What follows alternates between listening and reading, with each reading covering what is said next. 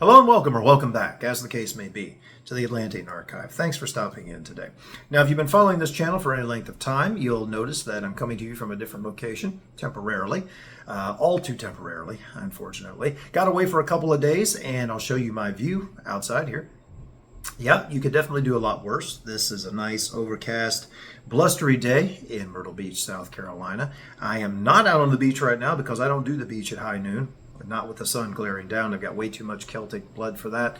It tends to give me Dracula skin pigmentation and all of the associated problems with going out in sunlight. So I avoid the beach until late afternoon, early evening, and at night when I love to go out, walk in the surf, sit out there, read a book, feel the wind, all that kind of stuff that you probably don't want to know about. But I did think it was worth sharing the view there.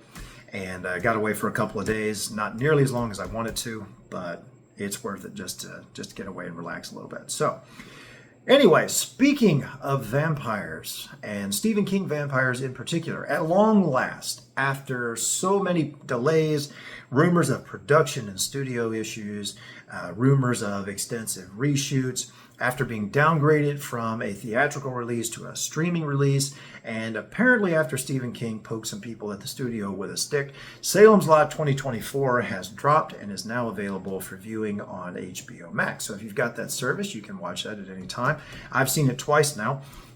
I don't know whether it'll become more widely available. I assume it will be over time, probably show up on Netflix and Amazon Prime. But at the moment, I imagine Max is going to keep it to themselves until at least through the Halloween season, if not through the fall. Then it might be more widely available. But yeah, if you've got Max, check it out. Let me know what you think in the comments if you've seen it.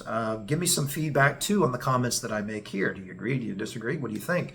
I hesitated to make the video. I waited until I had watched it a couple of times, and I also went out, read the professional movie reviews, looked at the fan type reviews, watched some YouTube reviews of just regular YouTubers talking about what they liked, what they didn't like. Read social media. It's got very active social media discussion on it right now.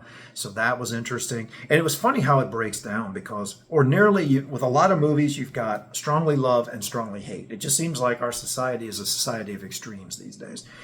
But with this movie, you've got three distinct categories. You've got the people who really do love it. You've got the people who really do hate it. But you've also got this sizable group of people in the middle who say, it was okay. I like certain things. I didn't like other things. You've got the meh crowd, it was all right. I watched it once, probably won't watch it again, that sort of stuff. But they're not hating on it. So that was interesting to see that breakdown. And I looked at the discussions, kind of used these things to check and balance my own views of it, and just want to bring you my thoughts on it. Let me know, again, what you think in the comments if you've seen it. I'm going to break this video down into two main sections. First of all, a general overview. This will be spoiler free, so if you've not seen the movie, it won't ruin anything for you. At least I hope it doesn't. And then after that, I'll get into more spoilery heavy stuff for those of you who have seen it and want to discuss. A lot of people apparently right now do want to discuss. Thanks, by the way, for those of you who did discuss things on the previous video I did on the Salem's Lot movie. That video got quite a few views and quite a few comments on there too. A lot of back and forth, not just with me, but amongst yourselves as well. So that was nice to read. Appreciate that. So going into this, I just want to say up front, I had two basic considerations in mind. First of all, I knew that this movie was cut for a theatrical runtime. It comes in at just a little under 2 hours. And both of the previous miniseries adaptations came in at a little over 3 hours. Now, I understand that there is a longer cut of the movie, that initially it was around 3 hours, and the studio made Gary Dauberman cut it down to under 2 hours, which is, typical of a theatrical release runtime. So it'll be interesting to see if we ever get that longer version. But I knew with a short runtime, as much as the two previous miniseries adaptations had to change things, some of which worked, some didn't, with both of them, by the way. As much of a fan as I am of the 1979 miniseries, which I think is one of the best horror films ever, it's my personal favorite horror film of all time, it has its issues. Some of the changes it made did work, some did not work. The 2004, they did the same thing, although I do not like that version at all. But I knew that coming in so much shorter, they were really going to have to slice and dice and splice. They were going to have to figure out how to do this, how to tell this story. The novel is almost 500 pages. It's got a large cast of characters. It's pretty dense. Stephen King does some stuff with that book that I haven't seen him do quite as extensively with other things, except maybe Storm of the Century comes pretty close to a Salem's Lot vibe, particularly in how King treats the town like a character. So I was wondering how they were going to do it, but I knew going into this, I'm like, all right, if I'm going to be fair to this movie and I'm going to judge it on its own terms, I have to be aware that the studio imposed this time limit on it. So they're doing the best they can with the time they have. So, okay, we're going to go into it with that, fully acknowledging that. Second thing is, I knew this was going to be a very loose adaptation. And I'm actually okay with loose adaptations. I know there's a lot of purists out there. And I do tend to be a stickler for the things that I look for, particular categories I look for. But I'm okay with loose adaptations. And I brought that viewpoint to this. I'm not going to be prejudiced against it because they're doing their own thing with it. They're taking Stephen King's story, his characters, and they're going to make them their own. I'm all right with that as long as it's done well. In my previous video, if you want to see that, I laid out my thoughts on adaptations. And I pointed out several examples of what I think are loose adaptations, but are also extremely well done. Horror of Dracula is a classic example of that. It bears very little resemblance to Bram Stoker's novel, but it's exceptionally well done, and it's a classic even to this day. Howard Hawks' The Thing from Another World, made in the 1950s, is a very loose adaptation of Who Goes There, the original short story by John W. Campbell. John Carpenter's 1982 remake was much closer to that short story. But the Howard Hawks version is a great movie in its own right. It holds up even well today. It's still a favorite of mine. For those of you who don't know, the novel Salem's Lot is itself a loose adaptation of Dracula. And you don't have to take my word for that. Stephen King has talked about it. It's what would happen if Dracula came to America in the 1970s as opposed to England in the late 1800s. So I'm fine with loose adaptations as long as they're done well. Is the acting there? Is the story there? Does it work? Is it believable within, the rules of its worldview? What are the production values like? Do they do a good job with it? So you can do something completely different, but as long as you do it really well, more power to you. I'm fine with that. So those are the two considerations that I brought to it, absolutely determined to let it stand or fall on its own merits. So with that in mind, my summary review, my capsule review of it would be Salem's Lot 2024 is very similar to the types of horror films, a lot of low-budget horror films especially, that you saw on cable TV in the 80s and the 90s. That's the vibe that just came at me the whole time that I was watching it. Where it differs from that general category is it's not overly gross, it's not overly gory, or overly violent for that matter. I mean, it's a vampire movie. They're going to have vampire attacks. There's going to be some violence, some blood in it, but it's kept to a minimum in comparison to other horror films. For instance, if you've seen The Descent or Dog Soldiers, it's not like that at all. It comes well short of what you see in those films. So if you're fine with those movies, this is not going to bother you at all. It also does not have the gratuitous sex and nudity that a lot of those horror movies on cable TV in the 80s and 90s did. But otherwise, that's the vibe that I got from it. That kind of a studio film that you would see in those days. Now, overall, the film, I think, works really well. Really well for the first half. And then it works less well in the second half, and all apologies to those involved, the end is just bad. That's my feeling on it. I got into it. I was happy with a lot of the stuff they were doing. Again, that theatrical runtime, you got to do different things to make it work. And I thought they did a really good job introducing the characters, bringing the characters together, introducing the town, giving you the flavor of the town, of what you're dealing with here, bringing the main plot points together that you have to get the rest of the story in motion. And they took their time with that. Stephen King, on Twitter, months ago, when he was poking the studio with a stick, he came out and said that he thought it had that slow burn old Hollywood feel to it, and that it took its time to build up. And I wondered how they could do that with such a short runtime, but they really did. They did take their time bringing you into it, but at the same time, they wove the horror elements into it as well. And I thought, on the whole, that they did a really good job with that. So, Gary Dauberman can go about his life. Unknown YouTuber approves of what you did with it. So rejoice. Anyway, I thought that was really well handled. I like the cast. Overall, everybody I think did well, especially with the limitations of what they were given to work with. Um, Pullman, I can't. Why am I drawing a blank? I want to call it Bill Pullman as his dad. He does a great job as Ben Mears. I thought he did really well with that. He came across as very believable. He comes across very strongly as the Ben Mears of the novel. I thought they did great with that. And his interactions with everyone. He handles the role very well. Mackenzie Lee as Susan Norton does a great job with that small town girl feeling suffocated by her environment, wanting to get out into the greater world. She did wonderfully with that. I thought that the character interactions, the chemistry, the two actors have chemistry together. Their relationship is believable. It develops very, very quickly. Of course, that runtime again, but it's believable. They're comfortable with each other, and I was comfortable watching it. It's not over the top romance novel type stuff where they just, tearing each other's clothes off in the first 5 minutes. It's nothing like that. They handled it really well. They have some great scenes together. And maybe I'll get into a little bit more of that later on in the spoiler section, but I don't want to go into that too much further at this point. The boy who plays Mark Petrie, and I'm sorry, I don't know the other actors' names. I'm just not familiar with their work, so the names don't stick out in my mind. Mark's character, he does very well with it, I thought. Matter of fact, I'll go so far as to say that there are certain things they do with Mark that with a lesser child actor, they don't really work very well. They did some stuff with him that I thought was kind of goofy. And he has enough maturity and enough natural acting ability that he pulled that stuff off and did it well. He handled what he was given well. So I was impressed with the actor who played Mark. I would have made some different choices with it, but that's neither here nor there. It's a matter of taste.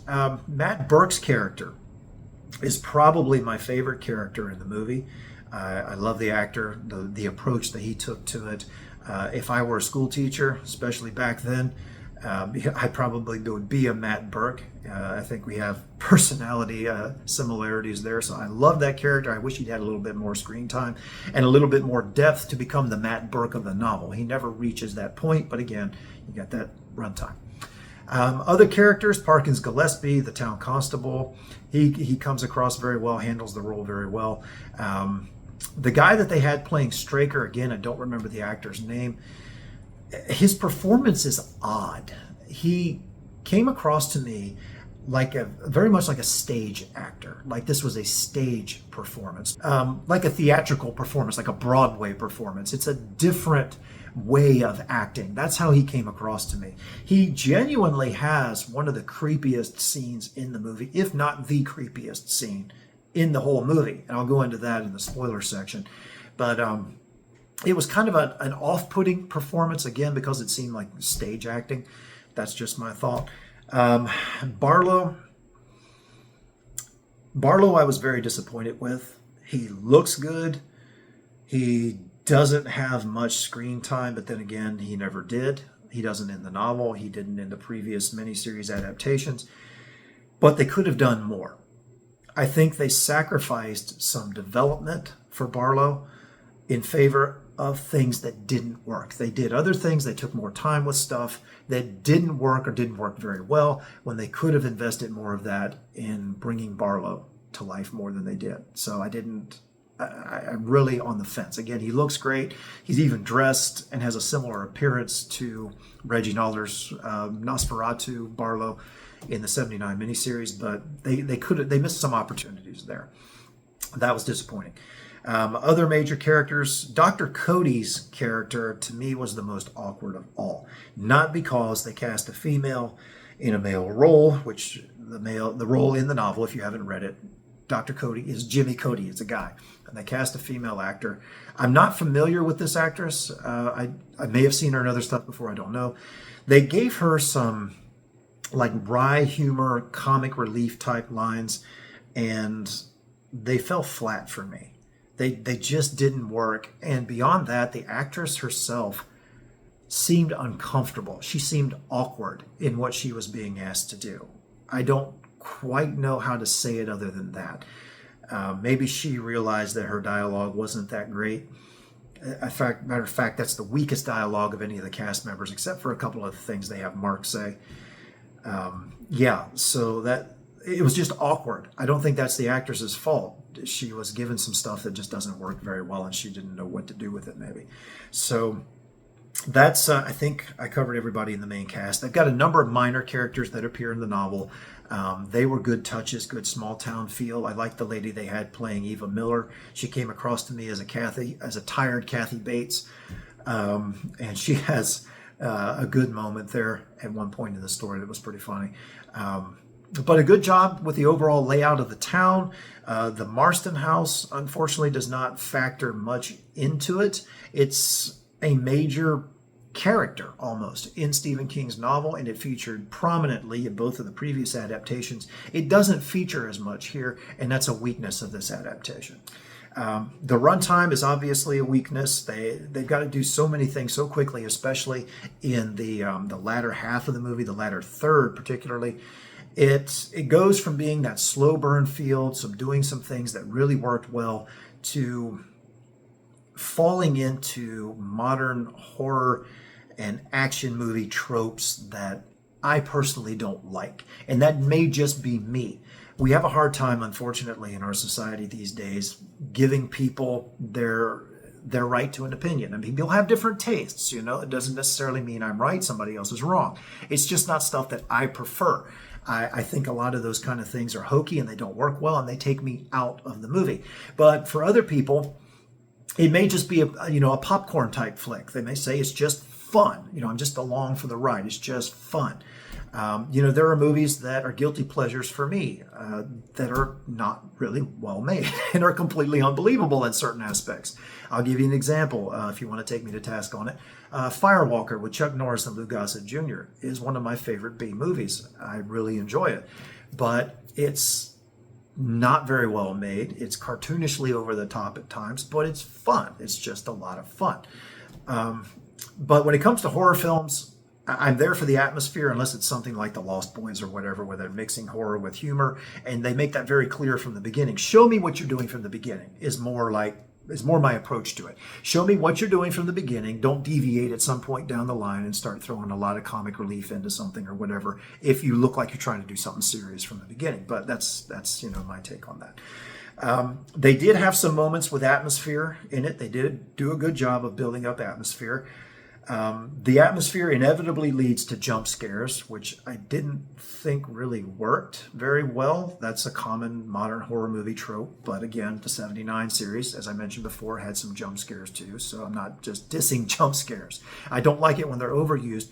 But they did work in some payoff in a couple ways that were kind of clever. I might go into that in the spoiler section. So I did appreciate that, even though suspense, bah! And then they did something else that kind of built on that just a little bit and kind of redeemed that in some clever ways. The CGI doesn't look really great. It's a weak point of the movie. The CGI fog, as I mentioned in my last video, does not look very good to me. It just looks like a smudged screen. The vampire eye effects, which I think are an homage to the 1979 Salem's Lot, it just looks like pixelation that I could probably do with DaVinci Resolve, something similar to that. But I just didn't think that it worked very well. I thought they could have done better, but maybe there were budgetary limitations, just didn't allow for that.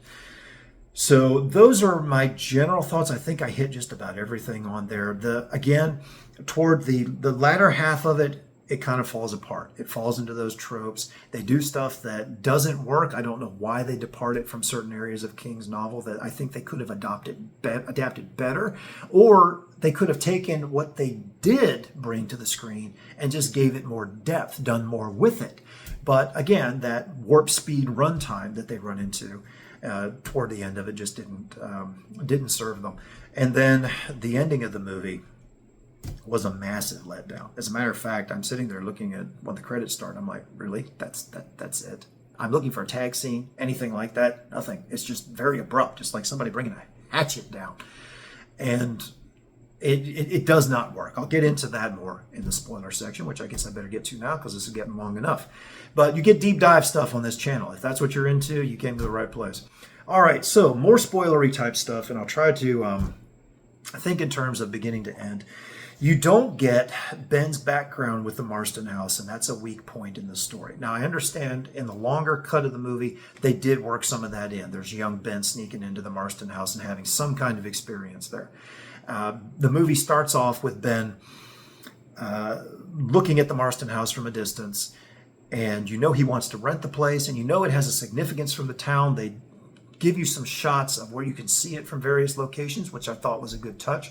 But they don't, again, in Stephen King's novel, the house is a character itself, and they don't capitalize on that. That's a weak point of the story. They could have done more with that had they had a better runtime.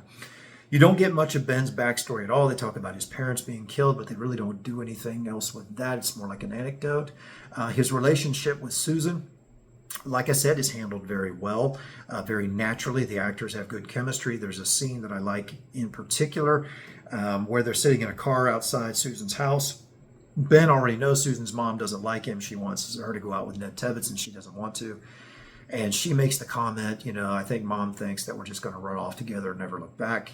And Ben says something to the effect of, that sounds like kind of a good idea. And the way she turns and looks at him in that moment, and just the atmosphere, that was really good. I wish we had seen more between Ben and Susan. I think that would have worked out well. Now, what they ultimately do with Susan, when they released the 2-minute clip a while back, it was clear that when they go to the Marston house in the novel and in the previous adaptations, Susan has been turned into a vampire by Barlow. So they go there, and she's the one that's the vampire, turned into the vampire in the Marston house. That's the whole Marston house subplot. Ends with that. But it was obvious that they had switched her out for Matt Burke, and I didn't know why they were doing that. I was afraid that, as has been so often the case with a lot of modern horror movies, they were going to try to turn her into Captain Marvel and maybe even like sideline Ben altogether. They did not do that, so I was relieved to see they did not go in that direction. And I have to say, that was another thing that, an impression that I had that was a little bit false. Yeah, they do switch them out. It is Matt Burke, of course, that's vampirized by Barlow instead of Susan. And they have to deal with him in the Marston house instead of her. But I thought the way they got them there actually worked pretty well, maybe even better than the 79 miniseries. As much as I love that movie, it has its problems. And the way they handled it, the way they truncated some things and changed some things from Stephen King's novel didn't work very well. In this one, they handle it better. Matt Burke is trying to find out more about Straker and Barlow. He goes down to the antique store. He sees Straker dancing in the window with Susan's mother. And he thinks, okay, now's my chance to go check out the Marston house. That's a pretty good pretext for getting him there. And of course, Mark Petrie is already there because he's been, attacked by Danny Glick the night before. And that brings the two of them together, and then you have the way the sequence plays out. I thought they got them there better than they did in previous adaptations, so that actually works. Going into some of the other characters, Father Callahan, I should have mentioned this in my overview, and I forgot. Father Callahan has promise in this movie, but he's just not used very well. They set him up, he's conflicted, he's trying to follow the path of the church. You don't understand what's really happened to his faith, though. And it would have been interesting to explore that, just as it would have been interesting to explore Barlow maybe a little bit more than they did. The way that they used Barlow was, I thought that it fell flat. The confrontation between Callahan and Barlow in the Petrie house just really fell hard and flat for me. Again, Barlow looks good. He comes in there. He's obviously this powerful master vampire. He comes across well there. He's got that Nosferatu look and all again.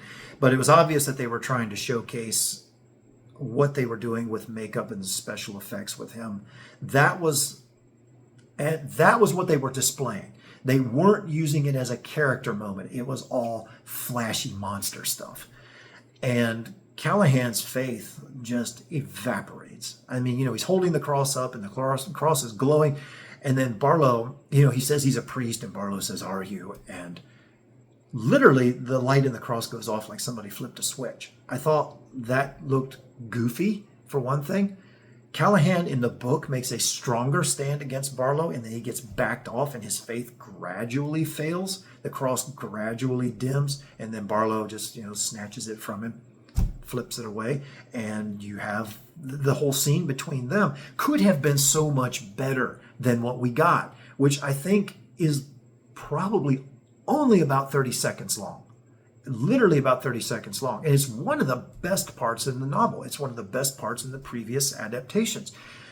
That there was so much potential there. But instead, they had Mark run outside, get in his treehouse, and get cornered by child vampires, which was a nice little touch, an atmospheric touch that worked, but it took away from a scene that I think could have worked so much better. But that was a major disappointment for me. And the way Barlow goes down at the end, I mean, he just gets completely punked. You've got this massive build-up to the master vampire confrontation, and then he just crashes and burns in a ridiculous action movie way. It's one of the things that I hate about these modern action movies.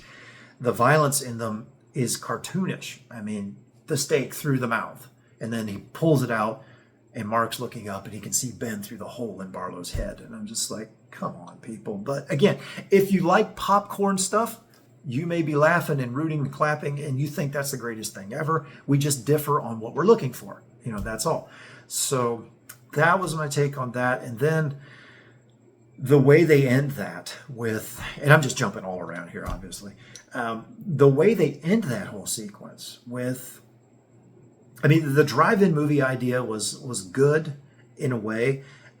It gave some atmosphere to it. If you're going to go with the idea that vampires can be around during the daytime, they can be up and awake, and as long as they stay in the shadows, then okay, that's fine. Work with that. So they did something clever with that, I thought. And it sort of worked, but then you get the whole issue of Susan's mother coming in there with this crazy gun-toting woman, just firing off a shotgun like she's never used one before. And that kind of made me think, okay, Barlow, he's been around. He's an ancient vampire. He's been around for so long. This is really the best person he can find to protect him. I mean, she doesn't apparently even lock the trunk that his coffin is hidden in. Yeah, they just go up and open the doors, and there it is. Didn't bother to lock it, back it up against the place, anything like that. Made it very odd. Could have pulled it around the back of the building. These are the little things that jump out in my mind, little plot details that I think of personally as a writer and as somebody who pays attention to story. I just wondered why they did that. The CGI, again, fails, though, in those scenes. You get these vampire torches out there, look really fake. Also, I have a very difficult time believing that that's the entire town. I mean, Salem's Lot, obviously a small town. You don't have that many cars out there. And when the vampires catch fire, there's only maybe a dozen or so of them. So where's everybody else? Where are all the kids? I didn't see any child vampires out there. Like, they were all around Mark's treehouse. But when Ben and Mark are leaving later on, they're like, well, you think they're all dead? He's like, I think so. But, we'll call it good.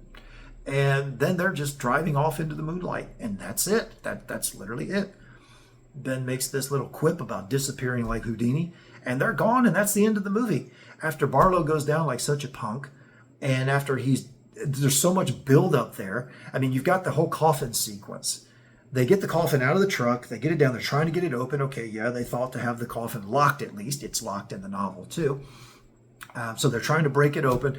And then the sun effect, and I could see they're going for a stylistic approach with the sun. They do that in several sequences. It's going down, you get the shadows moving. It's kind of similar to what they did with The Ring, the way the shadows and light play off one another. So that could have worked really well, but it's just absurd the way that it plays out here. You've got the sun moving so much faster than it possibly could that, again, it's one of those elements that takes me personally out of a movie. They've got the coffin laying on the ground. The shadow is moving over it. They're desperately trying to get it open. And I'm thinking, pull the coffin back in the light. Pull the coffin back in the light. This just doesn't seem to occur to them. So that struck me as another goofy touch that just didn't work. But I don't know if I don't see how the longer version would fix that. I think that was just a bad story decision by itself. Your mileage may vary. Ben and Susan's fight in the theater was actually quite well done. I thought that was the best action sequence in the movie, to be honest with you. They handled that well. I liked how, again, the chemistry comes out there. Ben's sorrow at having to kill Susan. That was one good thing, although the CGI vampire eyes to me didn't look very well, didn't look very good. When the vampires die, the light goes out in the eyes. And you see that with Susan there too. She turns back into just a normal human being, and you see the tears coming out of her eyes. It's like she knows that she's lost Ben at this point. She's lost her whole future and everything. Really a poignant moment that worked very well. And this is not the movie's fault. I have Max with ads, and literally the instant she falls back and the light goes out of her eyes and you see the tears, they cut to an ad for insurance. So it's you end up with this poignant moment here that gets ruined by a commercial. So that sucked for me, not the movie's fault. I thought they handled that sequence pretty well overall, though. The vampire kills themselves, and the vampire attacks. I guess I should say that first. It's a modern horror movie type trope. A lot of them are blink and you'll miss it. That fast. They supplanted certain things that don't work very well, again, for stuff that I thought could have been atmospheric and worked better. As I said before, they did build a lot of atmosphere into it. They built it to the jump scares, but then they did a couple of things that worked okay with that. Like when Danny Glick is seized apparently by Barlow when he's out in his backyard. That's a jump scare moment. And then they cut to the scene where his mother is startled awake. And you think it's that she hears him scream in the backyard until she turns her head and there he is standing by her bed saying he feels sick. I thought that was actually good. That was a good touch. That worked well. Mike Ryerson burying Danny's body.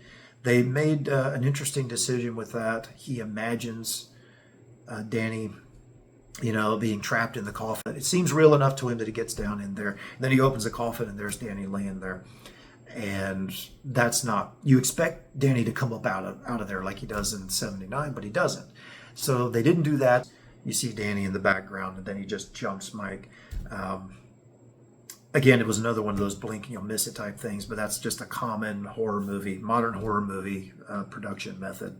Quick camera cuts and that sort of stuff. I don't like it used all the time. It can work, but it reminds me very much of the old horror movie trope of somebody opening a door when they hear a noise and there not being anything in there and they shut the door and then a cat jumps on them or something. In some of the older movies, you see a person throw a cat at them. So those are some of the nitpicks and some of the observations that I have going into detail in some of these scenes. There were so many opportunities that I think were lost because of that runtime. Not blaming the production staff, the director, or anything. That was a studio call. Bring it in under 2 hours, so they had to do it. My brother pointed out something interesting to me. You get Mark in his fight with the bully, and then the bully gets up after Mark gets the best of him, and he says, "You better watch your back." My brother says, says the kid who never shows up again. We thought that, although it was interesting what they did with having Mark trying to give Danny peace, going after Danny specifically, looking for him, it would have been interesting if they had brought I think his name is Bowden, Richie Bowden, the bully, if they had brought him back as a vampire trying to get even with Mark. Maybe they could have done something with that. That would have worked. Those, I think, are the main points that I wanted to bring out in this. So really it goes well for the first half, starts going too fast, falling into those horror movie cliches and action movie cliches in the end, and toward in the second half of it, and then really falls apart at the end the way they did it. Also, this idea that this is a common thing in horror movies nowadays. Anybody, no matter what their size, even the thinnest little kid, can take a wooden stake and ram it completely through a person's chest cavity. Again, popcorn flick, you may like that. You may think that's cool. Cool action movie type stuff. For me, again, takes me totally out of it, though. It's because it's just not realistic. Ben killing Matt Burke with just one blow of a stake. Really? Are vampires made of paper mache that you can just do that to them? The way Barlow gets the stake all the way through the head to the mouth there.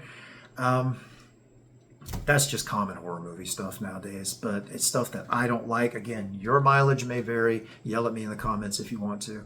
I'm being too nitpicky, whatever. And if that's your opinion, great. I'm fine with that. This is just the stuff that I look for. I can't think of anything else right at this point. I'm doing, again, a deep dive, a dissection here, so I'm taking my time with this. I hope it's interesting to you. Give me your feedback on these scenes. Let me know. What am I missing in this? Are there things that you thought they added to it that worked better than maybe what Stephen King had in the novel, the way they chose to tell the story? Do you think they should have brought out some details from King's story that they didn't bring out, and that those might have worked better? If you know anything about the production of the movie that I don't know, are there certain things, like was the kitchen scene with Callahan originally longer than what we got? Do you get some more Barlow? Do you get some more Callahan that might have worked better? Because I know absolutely almost nothing about what got cut out of it. Anyway, those are my thoughts on it. Overall, I thought good, pretty good. First half falls apart in the second half. And again, just a lot of choices that I wouldn't make and a lot of things that I don't like about modern horror and action movies. So your mileage may vary. But let me know in the comments. Thank you for watching this, sticking around for so long. I know a lot of you may stick around because you're anxious to discuss this movie. You've been waiting for it for a long time. So by all means, let fly in the comments. Let me know what you think. Am I an idiot for saying these things? Do I expect too much? What's going on with it? Let me know what you think. Overall, I don't know how I would, if I had to rate it, I don't like rating things typically. I would, like on a 5-star scale or 5 Barlow scales, I would probably give this one a 3, I guess. I don't know. Let me know what you think in the comments. So thanks for sticking around for this long, assuming that you have. Please like the video if you did enjoy it. Please consider subscribing to the channel, sharing the content with anyone that you think you can tick off. This will certainly do it with certain people, I would think. And until next time, God bless.